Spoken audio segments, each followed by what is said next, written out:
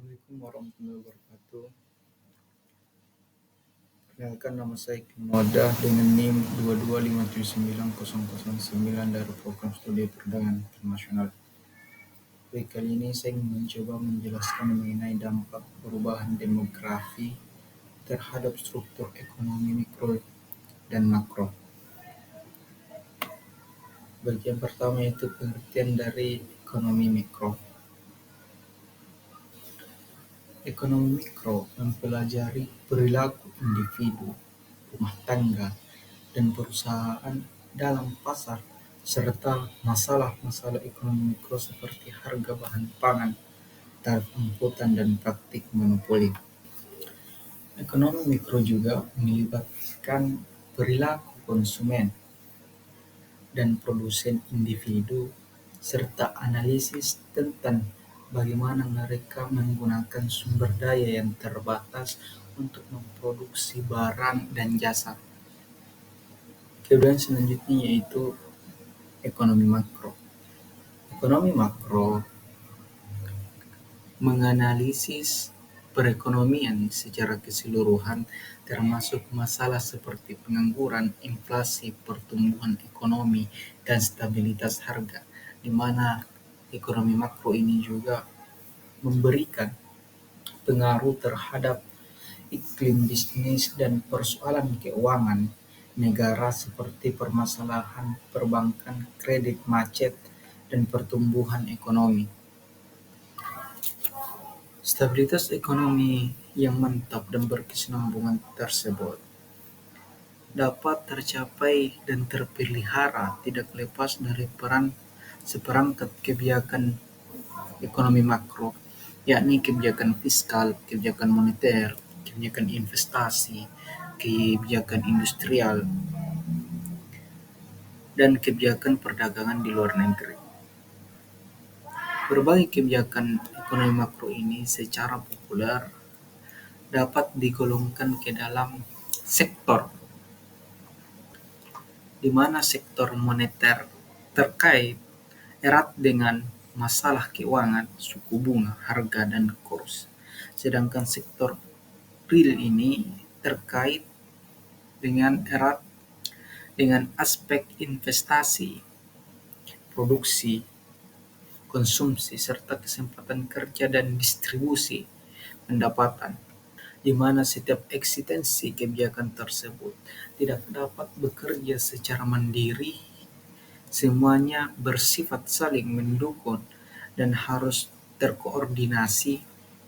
Namun untuk kepentingan analisis sangat dimungkinkan untuk melakukan partial analitik terhadap salah satu instrumen kebijakan dalam framework makro, di mana pada kebijakan fiskal ini secara umum dinyatakan sebagai kebijakan di mana bagaimana menghadapi permintaan pada tataran operasional dalam suatu kebijakan, di mana kebijakan fiskal ini merupakan salah satu instrumen kebijakan pemerintah dari sisi permintaan berkaitan dengan besaran anggaran atau struktur pajak, belanja pemerintah dan instansi, di mana dapat dipakai untuk mencapai target output sehingga angka pengangguran dan inflasi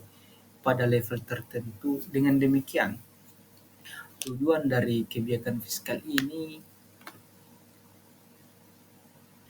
adalah untuk memelihara output serta mendekati full employment dan stabilitas tingkat harga, atau biasa disebut dengan keseimbangan internal untuk kasus perekonomian yang tertutup.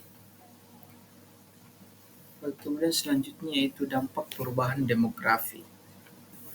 Ada beberapa dampak yang dapat mempengaruhi perubahan demografi. Yang pertama yaitu ada penduduk dan pembangunan ekonomi, di mana perubahan demografi dapat mempengaruhi struktur ekonomi makro melalui berbagai aspek seperti yang saya tadi bacakan di mana yaitu ada penduduk dan pembangunan ekonomi, di mana penduduk dan pembangunan ekonomi ini merupakan perubahan jumlah, persebaran, dan komposisi penduduk dapat mempengaruhi jumlah angkatan kerja dan kesempatan kerja yang pada gilirannya mempengaruhi tingkat suatu pengangguran.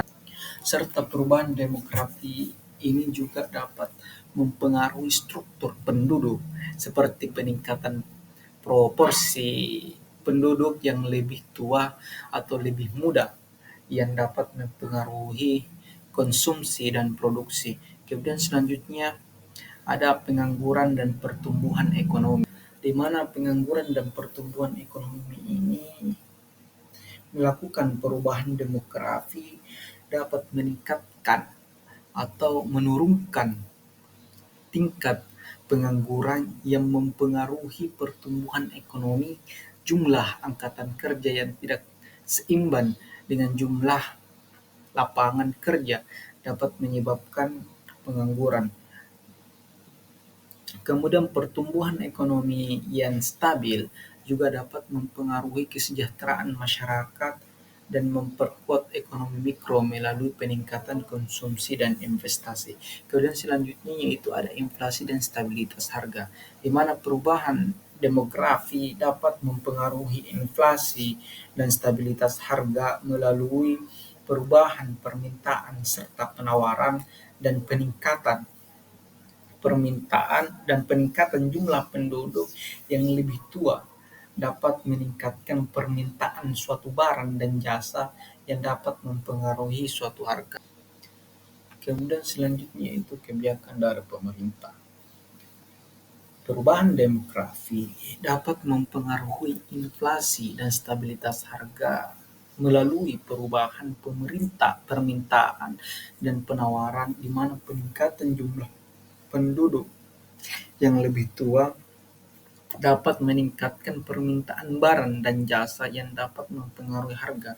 Kemudian kedua yaitu pemerintah juga dapat mengambil kebijakan untuk mengurangi dampak perubahan demografi terhadap ekonomi seperti dengan meningkatkan investasi dalam pendidikan dan pelatihan untuk meningkatkan keterampilan angkatan kerja. Contoh kasus seperti yang ada di Indonesia, di mana Indonesia menghadapi permasalahan ekonomi makro seperti permasalahan perbankan, kredit macet, dan pertumbuhan ekonomi yang lambat, sehingga perubahan demografi dapat mempengaruhi kondisi ini dan seperti dengan meningkatkan permintaan barang dan jasa dari produk yang lebih tua. Kemudian di global, di dunia juga ada perubahan demografi global dapat mempengaruhi struktur ekonomi mikro dan makro di seluruh dunia, di mana peningkatan jumlah penduduk yang lebih tua di negara-negara maju dapat meningkatkan permintaan barang dan jasa, sehingga sementara itu penurunan jumlah penduduk di negara-negara berkembang dapat mempengaruhi pertumbuhan ekonomi. Kemudian ada isi dari kebijakan suatu pemerintah, di mana suatu kebijakan pemerintahan pasti mempunyai kandungan atau isi tertentu. Yang pertama yaitu masalah kebijakan. Suatu masyarakat ditandai antara lain oleh masalah-masalahnya. Masalah-masalah itu ada yang telah lama terdapat dalam masyarakat, di mana ada pula masalah-masalah yang baru muncul. Munculnya masalah-masalah dalam masyarakat karena adanya kebijakan-kebijakan atau peristiwa-peristiwa tertentu dan berpengaruh pada orang-orang secara berbeda-beda, sehingga untuk mendapatkan dan memecahkan secara tepat suatu masalah ternyata tidak begitu sederhana. Suatu masalah mungkin dapat dipecahkan, akan tetapi muncul pula masalah-masalah yang lain. Kemudian selanjutnya ada asas, norma, dan tujuan kebijakan. Isi suatu kebijakan menyangkut pula pada ukuran, di mana ukuran berpengaruh terhadap pilihan mengenai tujuan, sarana, serta waktu dari sebuah kebijakan, di mana ukuran dapat diuraikan sebagai batu ujian untuk menilai keadaan yang sedang berlangsung sehingga keadaan yang diharapkan dan jalan mengalihkan keadaan yang berlangsung kepada keadaan yang diharapkan. Jadi kesimpulan dari materi ini yaitu di mana perubahan demografi memiliki dampak yang signifikan terhadap struktur ekonomi mikro dan makro, di mana dampak ini dapat dilihat melalui berbagai aspek seperti pengangguran, pertumbuhan ekonomi, inflasi, dan juga stabilitas harga, sehingga pemerintah dapat mengambil kebijakan untuk mengurangi dampak ini dan memastikan pertumbuhan ekonomi yang stabil. Sekian dari presentasi kali ini. Saya ucapkan banyak terima kasih. Assalamualaikum warahmatullahi wabarakatuh.